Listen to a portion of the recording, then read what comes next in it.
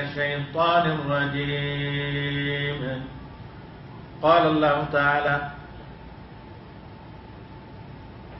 هل أتاك حديث موسى إذ نادى ربه بالوادي المقدس طوى اذهب إلى فرعون إنه طغى فقل هل لك إلى أن تزكى وأهديك إلى ربك فتخشى فأراه الآية الكبرى فكذب وعصى ثم أدبر يسعى.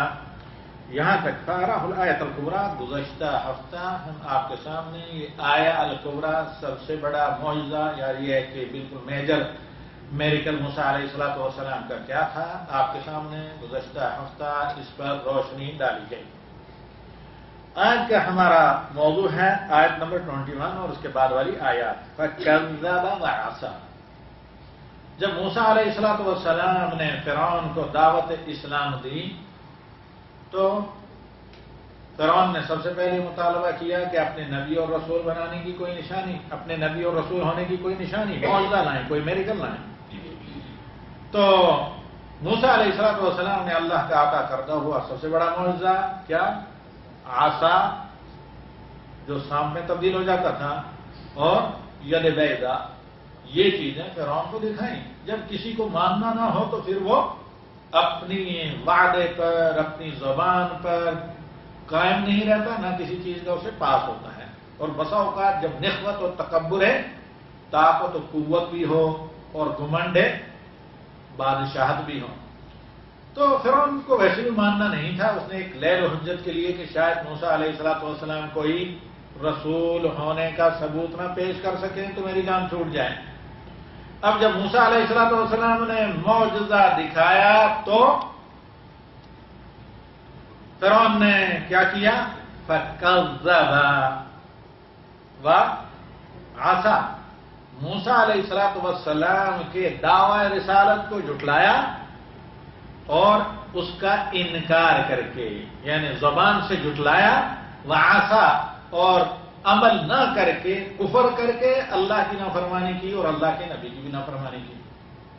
فَكَذَّبَ، جھٹلایا اپنی زبان سے موسیٰ علیہ السلام کے دعوی نبوت اور رسالت کو، وعصى، اور اپنے عمل سے اللہ تعالی کے حکم کی نافرمانی کی. ثم ادبر يسعى، پھر روگردانی کی، پیٹ پر. یسعى کا مطلب یعنی پھر بھاگا. اس حق کے اعتراف سے اس نے فرار اختیار کیا، راہ فرار اختیار کیا. فحشر فنادى. اب چونکہ خدشہ تھا کہ فرعون کی جو رعایا ہے، پبلک ہے، یا اس کے جو وزراء ہیں یا مؤثر درباری ہیں، ان پر موسیٰ علیہ السلام کی دعوت کا اثر پڑے اور وہ کہیں مسلمان ہو جائیں اور فرعون کی جھوٹی خدائی بالکل رائے گاں جائے، تو خیر لوگوں کو جلدی جلدی آنن فانن پارلیمنٹ سے کہیں یا کچھ بھی ذمہ داران جو تھے، درباری تھے، ان کو سب کو اکٹھا کیا اور مزید جو ذمہ داران شہر تھے بلایا. جمع کرنے کے بعد سب کو کیا کہا؟ اعلان کیا، عام اعلان کیا، اور کہا کہ خبردار، جس رب کی توحید کی دعوت اے لوگوں، میرے درباریوں، اے مصر کے لوگوں، یہ موسیٰ دے رہا ہے، وہ رب کہیں بھی نہیں ہے. انا ربکم الاعلی، میں تمہارا سب سے اعلیٰ اور بالا اونچا رب ہوں.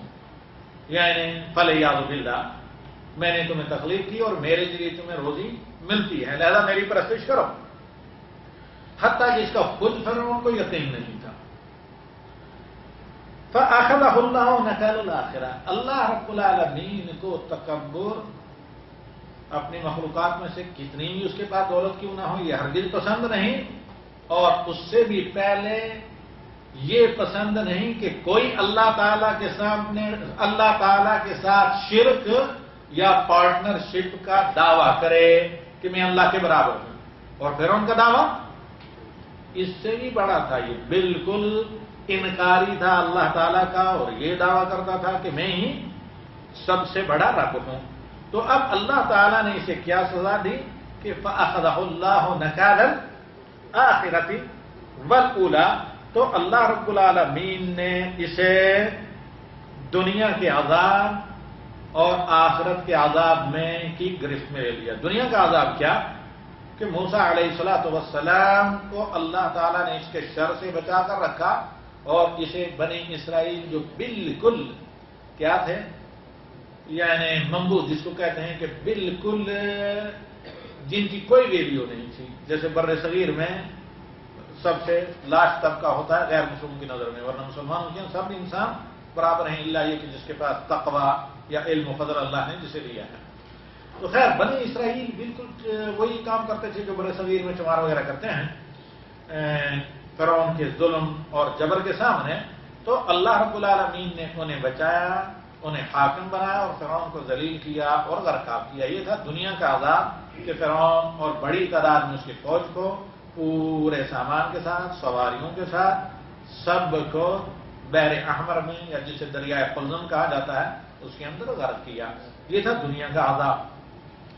اور آخرت کا عذاب یہ تھا کہ اللہ تعالیٰ نے کہا کہ جس وقت سے وہ سمندر میں غرق ہوئے، سمندر جب سے فرعون اور آل فرعون کا قبرستان بنا، اس وقت سے ہمیشہ اللہ تعالیٰ ان کو جہنم کی آگ میں جلاتا ہے، روسٹ کرتا ہے۔ اور آخرت کا عذاب اس سے بھی بدتر ہوگا کہ اللہ رب العالمین نے قرآن کریم میں دوسرے کہیں مقامات پر فرمایا کہ فرعون یا آل فرعون کو صبح و شام جہنم کی آگ میں جلایا جاتا ہے، یعنی ان کی روح کو اللہ رب العالمین جلاتا ہے۔ فَأَخَذَهُ اللَّهُ نَكَالَ الْآخِرَةِ وَالْأُولَىٰ، اللہ رب العالمین نے دنیا کے عذاب میں اسے مبتلا کیا۔ دنیا کا عذاب یہ کہ دیکھتے اس کی آنکھوں کے سامنے جو اپنے آپ کو رب اعلیٰ کہتا تھا، کس طریقے سے ذلت کی موت سمندر میں غرق ہو کر ہوئی کہ وہ اپنی جان کو بھی بچا نہ سکا، اور پھر اس کی ناک کو قیامت تک اللہ تعالیٰ نے محفوظ رکھا۔ اس کے کبر و غرور اور تکبر کو ہمیشہ دوسری رہتی دنیا کے لیے، رہتی دنیا کے متکبروں کے لیے نشانہ عبرت بنانے کے لیے، اور اس کے لیے ذلت اور رسوائی کہ کس طریقے سے تمہاری موت اور انجام ہو رہا ہے۔ اور آخرت کا عذاب، جہنم کا عذاب، جیسے کہ اللہ رب العالمین نے قرآن کریم میں دیگر مقامات پر کہا ہے۔ آگے اللہ رب العالمین نے فرمایا ان فی ذلک لعبرۃ لمن یخشی، جس کے دل میں اللہ کی ذات پر ایمان ہے یا خشیت الہی ہے، خشیت کا تعلق دل سے ہے، خشیت الہی ہے، ان سب کے لیے یہ عبرت ہے۔ عبرت کیا ہے؟ اگر کسی کے پاس مالی قوت ہو، اپنے مال پر تکبر و فخر نہ کریں، کیونکہ آنا فانا یہ ختم ہو سکتا ہے، یہ ساری چیزیں اللہ کے ہاتھ میں ہیں۔ کسی کے پاس اقتدار کی قوت ہو، بادشاہت ہو، تو وہ اسے سب کچھ نہ دیکھے، کسی پر ظلم نہ کریں، کیونکہ اللہ تعالیٰ کے ہاں مہلت ہے، لیکن اللہ رب العالمین کے ہاں بالکل اکتاہٹ نہیں، یعنی اللہ رب العالمین اپنے ظالم بندوں کو عذاب دینے سے نہیں چوکتا، بلکہ جب گرفت میں لیتا ہے تو پھر نہیں چھوڑتا۔ جیسے کہ فرعون کو موت کے وقت کے ایمان نے کوئی فائدہ نہیں دیا اور کہا کہ میں ایمان بھی لایا تو اللہ تعالیٰ نے معاف نہیں کیا، بلکہ بعض روایات میں آتا ہے کہ اللہ تعالیٰ کے حکم سے جبریل نے فرعون کے منہ میں سمندر کے پتھر یا جو بھی چیز کیچڑ اس طریقے سے ڈالا تھا کہ وہ کچھ کہہ نہ سکے، اگرچہ اسرائیلی روایات ہیں۔ الغرض آخر وقت میں ایمان لایا تو اللہ تعالیٰ نے کہا کہ الآن وقد عصیت، میرے حکم کی حکم عدولی کی، جیسے کہ ان آیات میں اللہ رب العالمین نے کہا وَكَذَّبَ وَعَصَىٰ، یہ اللہ تعالیٰ کی طرف سے ایک متکبر کے لیے آخری موقع تھا کہ اللہ کا نبی آیا، اب بھی تم توبہ استغفار کرو، ایمان لے آؤ، حقیقی جو کائنات کا خالق و مالک ہے، معبود برحق ہے، اس پر ایمان لاؤ اور اللہ تعالیٰ کے سامنے جھکو اور اللہ تعالیٰ کی بندگی کو تسلیم کر کے اس پر عمل کرو۔ اس شخص نے جھٹلایا اور پھر اللہ تعالیٰ کی نافرمانی کی۔ سب سے بڑی نافرمانی تھی کیا؟ عمل کے ذریعے کہ انا ربکم الاعلی، میں تمہارا بڑا رب ہوں۔ تو اللہ تعالیٰ نے اپنے بندوں کو جو بہت مظلوم تھے، مضطہد تھے، بیچارے تھے فرعون کے سامنے، ان کو دکھایا کہ اللہ تعالیٰ نے اس ربوبیت اور الوہیت کا دعویٰ کرنے والے کو کس طریقے سے ذلت کی موت سے دوچار کیا۔ تو اللہ تعالیٰ کہتا ہے کہ یہ عبرت ہے ہر اس شخص کے لیے جو ایک انسان خاطی ہونے کے بعد تکبر کرے، یہ عبرت ہے ہر اس شخص کے لیے جو اپنی فوجی قوت پر تکبر کرے، یہ عبرت ہے اور اس شخص کے لیے جو اپنے مال و دولت پر تکبر کرے. میں پہلی بات آ چکا ہوں کہ اکثر میں ایک فرائنہ میں سے فرعون کی ناز کا جو صندوق باکس آج سے تقریباً 20 سال پہلے دریافت ہوا تھا جنوبی مصر میں، اکثر میں. مشہور سب سے بڑا شہر ہے اکثر جنوبی مصر کا. سوڈان قریب جو ملتا ہے، جو اصل گڑھ ہے فرائنہ کی تہذیب، قدیم تہذیب کا، جہاں مومیاں وغیرہ مدفون ہیں. تو اس کو میں نے باقاعدہ دیکھا کافی قریب سے. تو یہ جو صندوق ہے خالص پیور گولڈ جو ہے 1600 کلو گرام، 1600 کلو گرام سونے کا یہ صرف باکس ہے جس میں فرعون کی فرائنہ میں سے ایک کی اپنا غالباً فرائنہ میں سے ایک فرعون کی لاش جس میں تھی، جس کو یعنی تقریباً میں اس زمانے میں کافی ہوش میں تھا، بلکہ کچھ زمانہ پہلے ہی میں مصر سے واپس آیا. تو یہ صندوق خالص سونے کا ہے. تو اللہ رب العالمین نے جو یہاں پر یہ کہا کہ ان فی ذلک لعبرۃ لمن یخشی، کہ واقع فرعون اور موسیٰ میں یہ عبرت ہے، درس ہے ہر اس شخص کے لیے جس کے دل میں خشیت ہو، خوف خدا ہو. نمبر 1 اہل حق کے لیے عبرت کہ کتنے بھی وہ کمزور ہوں تو انہیں گھبرانا نہیں چاہیے، لیکن اللہ تعالیٰ نے جو انہیں نسخہ دیا ہے اس پر کارآمد رہیں. کیا؟ یا قومی استعینوا باللہ واصبروا. جب کہا کہ اے موسیٰ تم نے ہمیں مار ڈالا لا کر سمندر میں، تو کہا میری قوم صبر کی ضرورت ہے اور اللہ سے مدد مانگنے کی ضرورت ہے، کیونکہ اس زمین کا مالک اللہ تعالیٰ ہے، جسے چاہتا ہے اسے وارث بناتا ہے. فرعون کو ان لوگوں کی آنکھوں کے سامنے جنہوں نے صبر کیا موسیٰ کی ہدایات پر اور پھر اللہ کی مدد مانگی، ذلیل کیا اور انہیں وارث بنایا.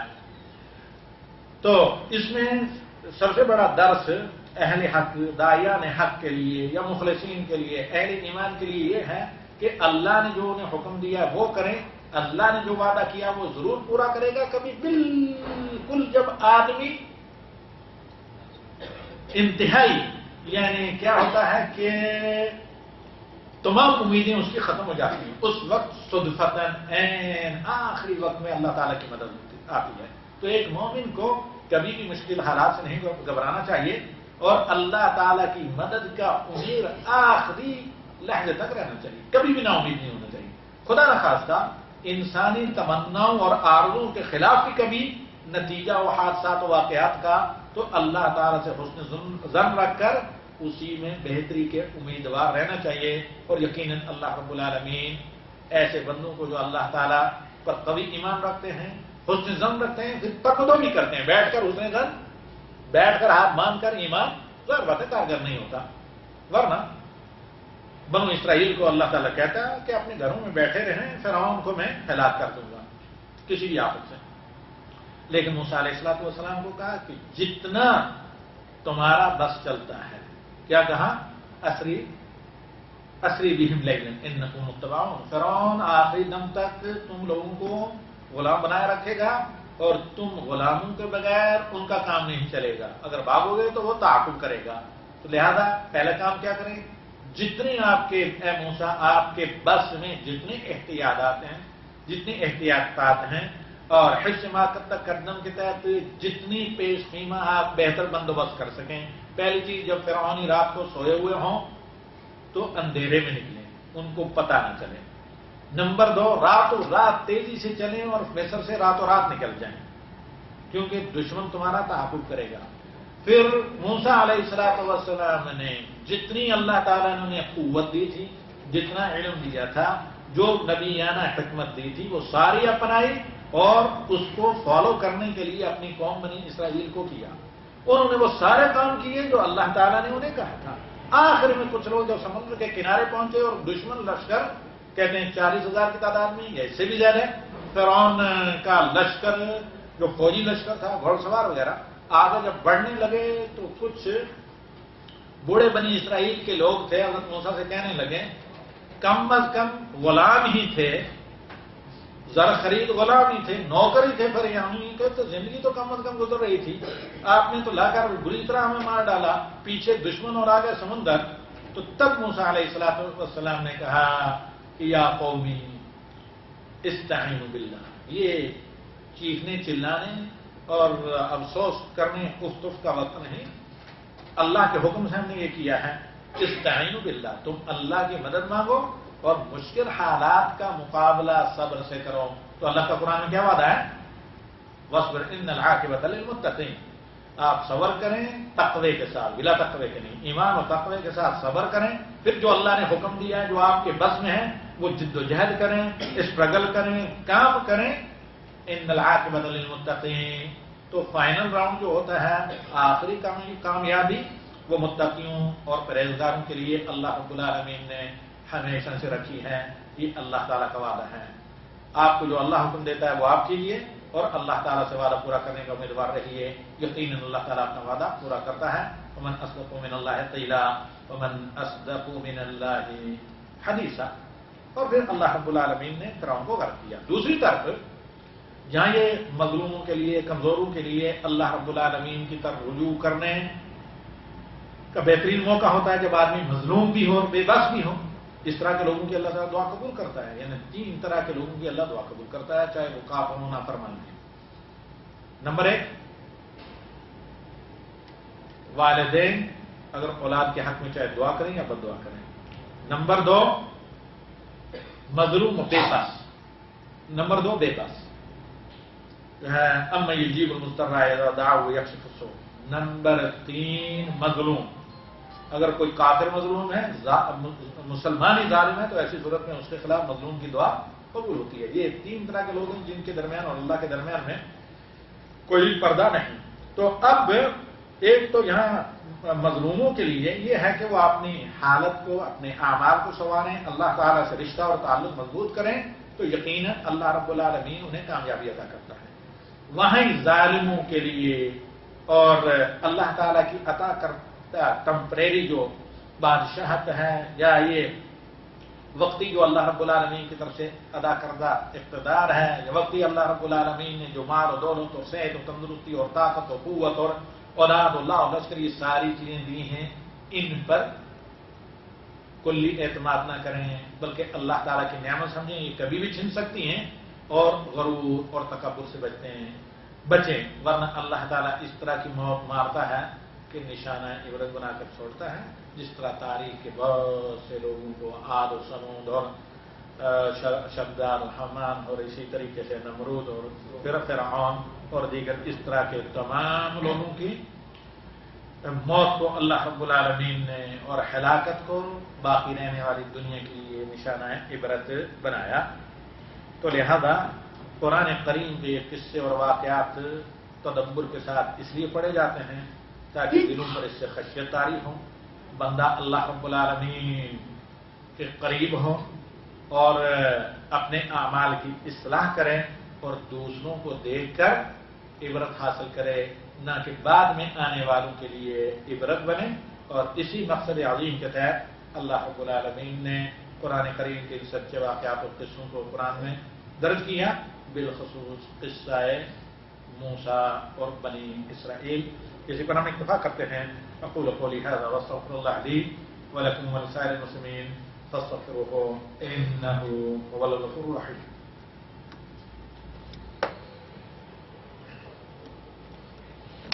میرا ارادہ تھا اس کو صرف 15 منٹ میں ختم کریں گے، لیکن 20 منٹ